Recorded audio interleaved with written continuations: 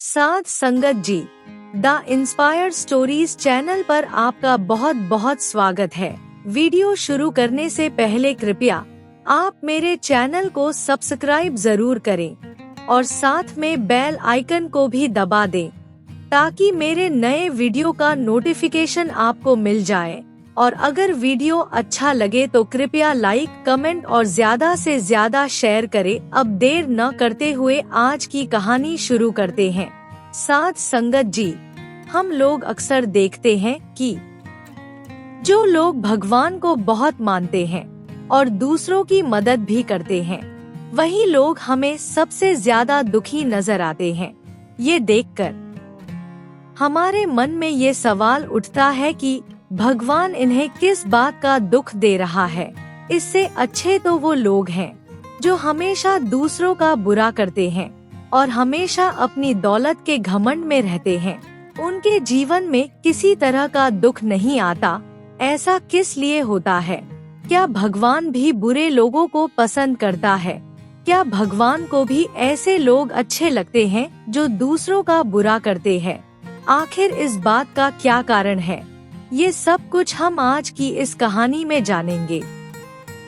हमारी आज की कहानी भगवान हमेशा अच्छे लोगों को बुरा क्यों करता है, ये कहानी सुनकर आपको समझ में आ जाएगा कि ऐसा क्यों होता है। अगर आप भी ये सब कुछ जानना चाहते हैं तो कृपया कहानी को अंत तक जरूर सुनें। अब देर ना करते हुए आज की प्रेरणादायक कहानी शुरू करते हैं। साध संगत जी, प्राचीन समय की बात है। एक छोटे से गांव रामगढ़ में भोला भाला एक परिवार रहता था, जिसके मुखिया का नाम था सूरज और उसकी पत्नी का नाम था आशा। रामगढ़ बहुत छोटा सा गांव था, लेकिन गांव में चारों तरफ हरियाली ही हरियाली और घने जंगल, और गांव के चारों तरफ एक बहुत बड़ा तालाब भी था। एक दिन सूरज की पत्नी ने उससे कहा कि तुम सारा दिन जंगल में जाकर जानवरों को चराते हो, कभी अपने बारे में भी कुछ सोच लिया करो। सारा दिन कड़ी मेहनत करते हो। अपनी पत्नी की बात सुनकर सूरज बोला, आशा क्या करे, हमारी जिंदगी ही ऐसी है। अगर मैं मेहनत करूँगा तो ही घर का गुजारा चलेगा। भगवान हमें जो कुछ भी देता है, हमें उसी में खुश रहना चाहिए। गांव के लोग सूरज को बहुत भोला भाला समझते थे।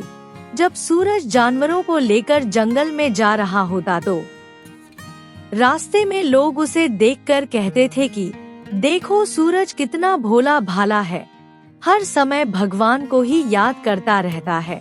इस दुनियावी चीजों से कोई मतलब नहीं। सूरज उनकी बात सुनता तो उसके चेहरे पर मुस्कुराहट आ जाती। वो हमेशा भगवान की भक्ति करने को सबसे अच्छा काम समझता था। एक बार रात के समय सूरज अपनी पत्नी आशा के साथ बैठा हुआ था कि आशा ने उससे कहा, हमें कब तक तंगी में गुजारा करना पड़ेगा। ना हमारे बच्चों के पास अच्छे कपड़े हैं और ना ही आने वाले समय का कोई सहारा। कभी कभी ये सोचकर मैं डर जाती हूँ कि भविष्य में हमारा क्या होगा।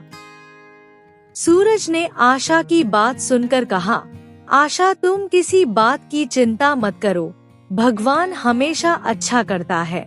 हम भले ही गरीब हैं, लेकिन ईमानदार है। यही हमारी कमाई हुई जीवन की सबसे बड़ी पूंजी है। फिर सूरज बोला, आशा मुझे कभी कभी ये महसूस होता है कि कोई ऊपर है जो हमें देख रहा है, बस तुम ऊपर वाले पर भरोसा रखो। सूरज बहुत गरीब था, लेकिन वो ईश्वर को बहुत मानता था। उसका मानना था कि ईश्वर जो कुछ भी करता है अच्छा करता है, इसलिए हमारे साथ कभी गलत नहीं होगा। आशा भी उसकी बात सुनकर चुप हो जाती और सोचती कि ईश्वर कभी ना कभी हमारी भी सुनेगा और हमारे भी दिन बदलेंगे। हर रोज सूरज अपने जानवरों को लेकर जंगल में चराने के लिए निकल जाता। जंगल में जाकर एक पेड़ के नीचे बैठ जाता। जब जानवर घास चरने लग जाते तो सूरज आंखें बंद करके भगवान की भक्ति करने के लिए बैठ जाता। यही सूरज की दिनचर्या थी। रोज की तरह सूरज आज भी जल्दी उठ गया और उसने अपने जानवरों को जंगल में ले जाने के लिए खोला। इतने सामान में आशा ने उसके खाने पीने का सामान तैयार कर दिया और सूरज को देते हुए बोली, मैंने इसमें रोटियां और दाल रख दी हैं और ये मक्खन भी साथ ले जाओ। जंगल में कोई साधु महात्मा मिले तो ये मक्खन उनको खिला देना। सूरज ने उसके हाथ से थैला लिया और बोला, आशा, मुझे इस मक्खन से ज्यादा पेड़ के नीचे बैठकर ज्यादा शांति मिलती है। वहाँ बैठकर मुझे महसूस होता है कि भगवान मेरे आसपास है। सूरज के लिए ये रास्ता आसान रास्ता नहीं था। उसके लिए तो जैसे एक तपस्या थी। उसकी नजर तो हमेशा दूर पहाड़ की चोटी और पीपल के पेड़ पर रहती थी। वहीं बैठकर सूरज का मन शांत होता था। उस पेड़ के नीचे भगवान की एक मूर्ति पड़ी हुई थी।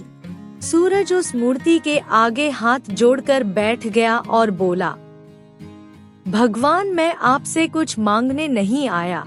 मैं तो केवल ये चाहता हूँ कि आप हमेशा मेरे साथ रहो और हमारे पूरे गांव का भला करना।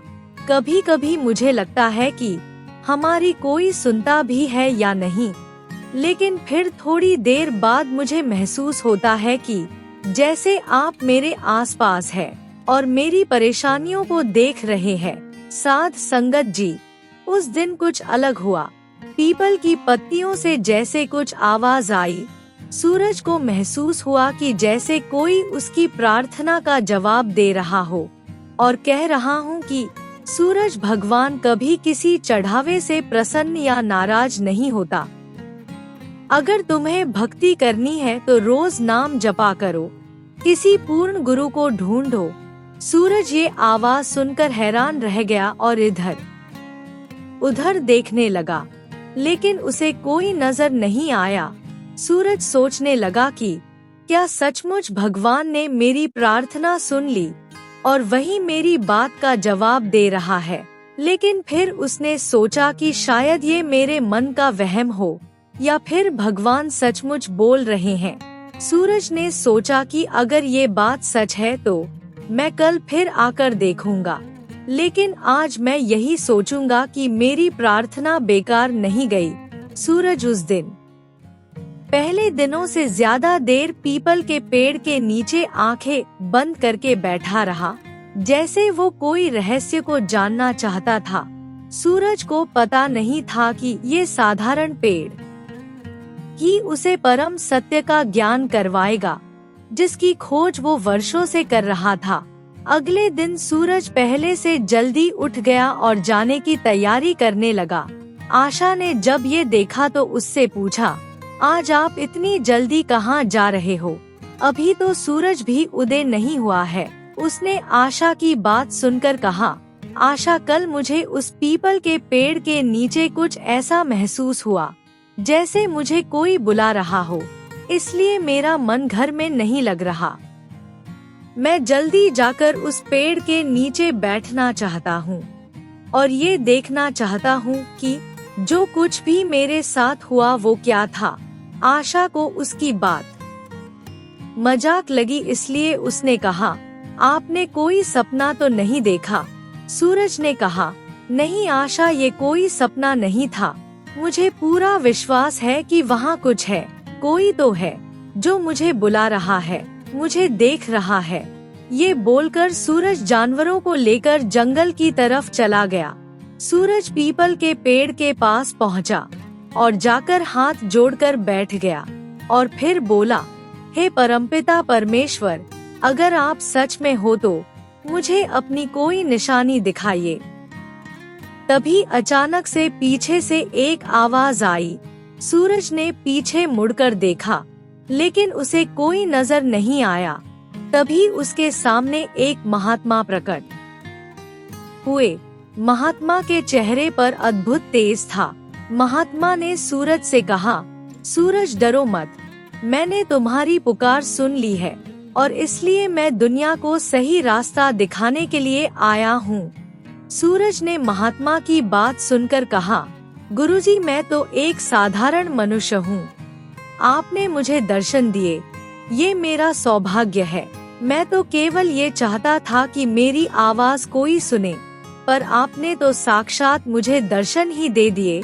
सूरज की बात सुनकर महात्मा बोले, सूरज भक्ति का मतलब है सच्चे नाम का जाप करना, लेकिन इस धरती के वासी अंधविश्वासों में फंसे हुए हैं।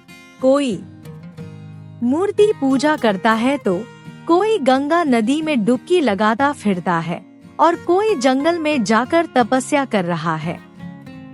पर सच्चाई ये है कि परमात्मा की प्राप्ति का केवल एक ही मार्ग है, और वो है पूर्ण गुरु से नाम लेकर उसकी भक्ति करना।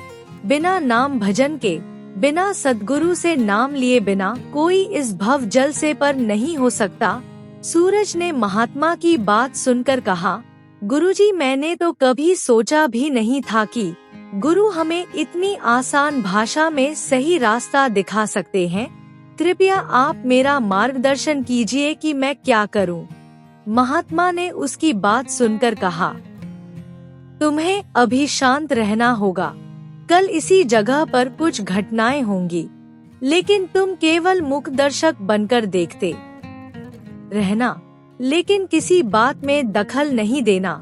उसके बाद मैं खुद आकर तुम्हें सब कुछ समझाऊंगा। महात्मा की मधुर वाणी सुनकर सूरज मंत्रमुग्ध हो गया। उसे अब विश्वास हो गया था कि उसकी भक्ति व्यर्थ नहीं गई। वो पीपल का पेड़ सूरज के लिए अब साधारण पेड़ नहीं रहा। वो स्थान सूरज के लिए ईश्वर की प्राप्ति का स्थान बन चुका था। सूरज नहीं जानता था कि अगले दिन होने वाली घटनाएं उसके जीवन को ही बदल कर रख देंगी। महात्मा ने सूरज को पहले ही बोल दिया था कि अगले दिन कुछ अलग ही घटने वाला है।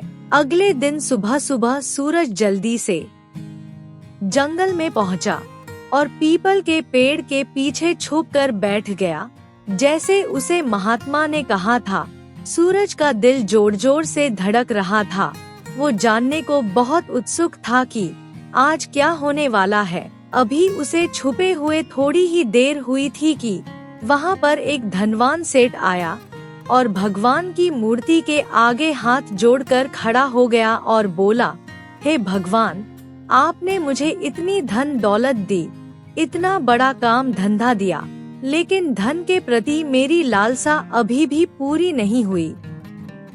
मैं चाहता हूँ कि मेरे पास और भी बहुत सारा धन हो। मैं अपने व्यापार में और भी पैसा कमाऊं। बस प्रभु, मेरी केवल यही इच्छा है।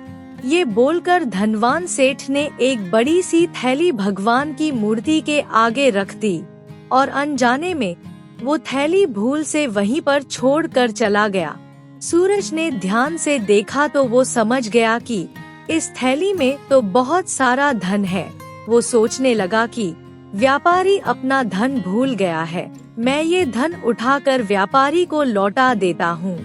लेकिन तभी उसे महात्मा की बात याद आई कि जो भी घटना घटे उसे चुपचाप देखते रहना। ये सोचकर सूरज चुपचाप खड़ा रहा।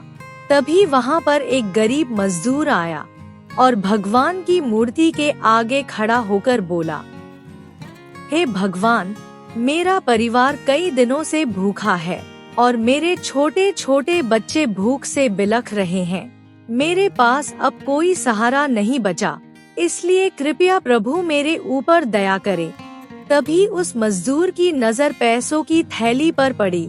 उसने कांपते हाथों से थैली को उठाया और रोते रोते हाथ जोड़कर बोला, हे प्रभु, आपने मेरी सुन ली। अब मैं अपने बच्चों को भरपेट खाना खिला सकूंगा। आपकी दया अपरंपार है। ये बोलकर मजदूर धन से भरी हुई थैली लेकर चल गया।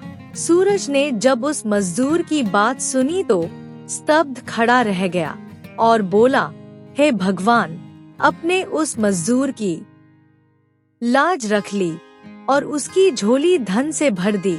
ये तो अपने अद्भुत चमत्कार किया।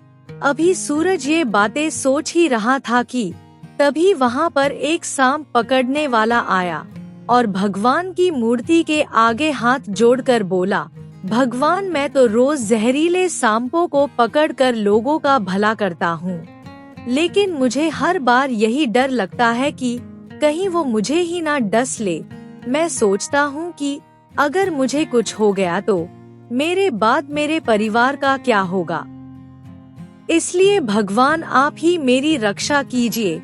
उधर थोड़ी देर बाद धनी सेठ को अपनी धन से भरी हुई थैली की याद आई तो वो अपने साथ कुछ आदमियों को लेकर धन की थैली लेने वापस पीपल के पेड़ के पास पहुंचा।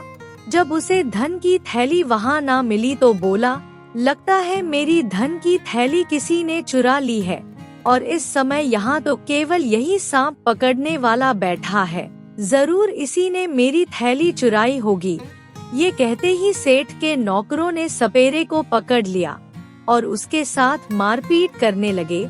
सपेरा हाथ जोड़कर बोला कि मैंने कुछ नहीं किया, मैंने आपकी धन की थैली नहीं ली, मैं बिल्कुल निर्दोष हूँ, इसलिए मुझे छोड़ दो। जब सूरज ने ये नजारा देखा तो वो कांपने लगा और मन ही मन बोला, गुरुजी आपने कहा था कि बिल्कुल चुप रहना, लेकिन इस निर्दोष को ऐसे मार खाता कैसे देखूं? मुझसे ये सहन नहीं हो रहा, मेरा दिल बहुत घबरा रहा है। अगर मैं कुछ कहूँगा तो आपकी आज्ञा टूट जाएगी और अगर मैं नहीं बोलता तो ये बेचारा बेकसूर मारा जाएगा। ये सोचकर उसने महात्मा की शर्त को तोड़ दिया और पेड़ के पीछे से बाहर आ गया और सेठ से बोला, इस सपेरे को मारना छोड़ो, इसमें कुछ नहीं किया, ये बिल्कुल निर्दोष है। मैंने सब कुछ अपनी आंखों से देखा है। तुम्हारे पैसे उस गरीब मजदूर ने उठाए हैं जो थोड़ी देर पहले यहाँ आया था। अगर तुम जल्दी से अभी जाओगे तो रास्ते में उसको पकड़ सकोगे। धनी सेठ ने जल्दी से नौकरों को कहा कि इस सपेरे को छोड़ दो और जल्दी से मेरे साथ चलो। वो सभी मिलकर जल्दी से गरीब मजदूर को ढूंढने लगे ताकि उससे धन से भरी हुई थैली वापस ले सकें। सेठ के जाने के बाद सपेरे ने हाथ जोड़कर सूरज से कहा, भाई आपने मेरी बहुत मदद की, अगर आप आज मेरी मदद नहीं करते तो सेठ के आदमी मुझे जान से मार देते। मैं आजीवन तुम्हारा आभारी रहूंगा। सूरज ने सोचा कि मैंने एक अच्छा काम किया है, एक निर्दोष आदमी को मरने से बचा लिया है। ये सोचकर उसका मन हल्का हो गया, लेकिन सूरज ये नहीं जानता था कि उसने जो कुछ किया वो आगे चलकर उसके लिए बहुत बड़ी भूल साबित होगी। सूरज महात्मा की परीक्षा में फेल हो गया था। उसके बाद सूरज वापस अपने घर चला गया। जब वो घर पहुंचा तो बहुत परेशान लग रहा था। आशा ने जब उसकी ऐसी हालत देखी तो उससे पूछा, क्या हुआ, आप इतना परेशान क्यों लग रहे हो? तब सूरज बोला, मैंने आज गुरुजी हुक्म तोड़ दिया। गुरुजी ने मुझसे कहा था कि बिल्कुल चुप रहना, लेकिन मैं एक गरीब निर्दोष को पिटते हुए नहीं देख सका, इसलिए मैं बोल पड़ा। पता नहीं अब गुरुजी इस बात के लिए मुझसे नाराज होंगे या खुश होंगे। उसके बाद सूरज और आशा बातें करते करते सो गए। अगले दिन सूरज सुबह सुबह उठा और जल्दी से जानवरों को लेकर जंगल की तरफ चल दिया। जब सूरज पीपल के पेड़ के पास पहुंचा तो महात्मा वहां पहले से भी विराजमान थे। सूरज ने हाथ जोड़कर महात्मा से कहा, गुरुजी मैंने आपके हुक्म का पालन नहीं किया। मैंने ये सोचा कि किसी निर्दोष को बचाना ही मेरा फर्ज है। यही सोचकर मैंने धनी सेठ को सब कुछ सच सच बता दिया। महात्मा ने उसकी बात सुनकर कहा, सूरज तुमने जो कुछ भी किया वो तुमने अपनी नजर में बिल्कुल सही किया, लेकिन जो तू नहीं जानता असल में वही रहस्य है। आज मैं तुम्हें वो रहस्य दिखाऊंगा जो आम इंसान की दृष्टि नहीं देख सकती। फिर महात्मा ने कहा, वो व्यापारी पिछले जन्म में बहुत ही दुष्ट और जालिम किस्म का इंसान था। वो गरीबों का धन हड़प लिया करता था। इसलिए इस जन्म में वो जो भी धन इकट्ठा करेगा वो उसके पास नहीं रहेगा। उसकी धन से भरी हुई थैली का जाना उसके कर्मों का हिसाब था और वो दूसरा गरीब मजदूर पिछले जन्म में दानवीर था, इसलिए उसे ये धन प्राप्त होना ही था ताकि उसके घर में चूल्हा जल सके और उसके बच्चों की भूख मिट जाए। लेकिन तेरे बोलने से उसका भाग्य छिन गया और वो सपेरा एक पापी और बुरा इंसान था। पिछले जन्म में उसने कई निर्दोषों पर जुल्म किया था, इसलिए इस जन्म में उसे अन्याय सहना ही था। लेकिन तेरा बोलना बीच में आ गया और तेरे कारण कर्मों का लेखा जोखा बिगड़ गया। सूरज ने महात्मा की बात सुनकर कहा, गुरुजी, मैं आपकी बात का मतलब समझ गया। मैंने केवल अपनी बुद्धि पर भरोसा किया और नेकी करने की कोशिश की। गुरुजी, अब मैं आपकी शरण में हूँ। मुझे नाम दीक्षा दीजिए और मुझे सच्ची भक्ति का रास्ता दिखाइए। महात्मा ने उसकी बात सुनकर कहा, बेटा, इस जीवन में जो कुछ भी घटित होता है वो सब कुछ कर्मों के लेखे जोखे के अनुसार ही होता है। मनुष्य अपनी कम बुद्धि के कारण सोचता है कि वो किसी की मदद कर रहा है, परंतु असल में वो विधि के विधान में रुकावट डालता है। सच्ची मदद तो केवल सद्गुरु ही कर सकता है, क्योंकि केवल सद्गुरु के हाथ में ही कर्मों के बंधन काटने की ताकत होती है। तुमने अपने बुद्धि के अनुसार निर्दोष को बचाने की कोशिश की, लेकिन क्या तुम उसके पूर्व जन्मों के कर्मों को जानते थे? क्या तुम देख सके कि उस गरीब मजदूर की झोली कैसे खाली हो गई? इसलिए हमेशा एक बात याद रखो, फल की चिंता छोड़ो, केवल नाम की भक्ति करो। पूर्ण गुरु की आज्ञा ही मनुष्य का धर्म है। महात्मा ने कहा, सूरज, तुम्हारे भीतर की जिज्ञासा अच्छी है। मैं तुझे नाम दीक्षा भी दूंगा और भक्ति करने का तरीका भी बताऊंगा। तुम सिर्फ श्रद्धा और सच्चे दिल से भगवान की भक्ति करना। जब तुम सच्चे दिल से भक्ति करोगे तो तेरे घर में सुख शांति और तेरे परिवार को मोक्ष प्राप्त होगा। उस दिन के बाद से सूरज और उसकी पत्नी आशा ने महात्मा की शरण ली और सच्चे दिल से भगवान की भक्ति करने लगे। थोड़े ही समय में उनके जीवन में चमत्कार होने लगे और उनकी जिंदगी पूरी तरह से बदल गई। सूरज और आशा, जो पहले हर बात से डरते थे, अब उनके अंदर का डर बिल्कुल खत्म हो गया। उन्होंने जाना कि असली सुख धन दौलत में नहीं बल्कि गुरु के नाम और हुक्म में है। महात्मा का ये संदेश पूरे गांव में फैलने लगा कि ईश्वर की प्राप्ति मूर्तियां और अंधविश्वासों से नहीं बल्कि सच्चे पूर्ण गुरु से मिले हुए नाम और उनके बताए हुए रास्ते पर चलने से होती है।